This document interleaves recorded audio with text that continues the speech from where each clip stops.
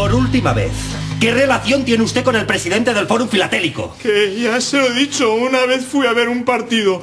Estudiantes Fórum, estudiantes, pero aparte de esto nada más. ¿No es verdad que le gusta la filatelia? Le juro que no he pegado sello en mi vida. Felipe. Solo tienes que darnos un nombre y podrás irte.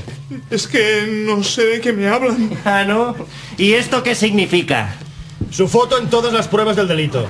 Pero bueno, aquí salimos toda la familia. ¡Oh, la familia! Reconoce que es una organización mafiosa. Además, yo no tengo esa cara de besugo. Porque yo no tengo esa cara de besugo, ¿verdad? ¿He dicho algo? Talleu, és bona!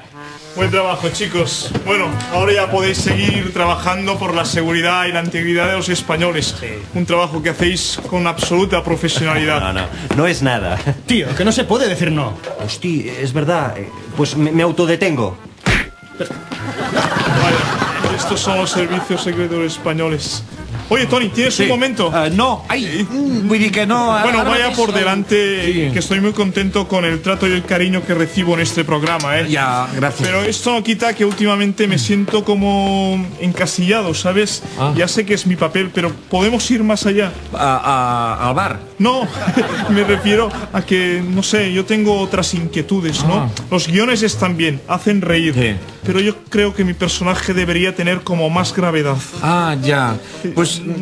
Que me da igual, que puedo trabajar detrás de las cámaras si quieres, porque yo en el fondo soy un currante.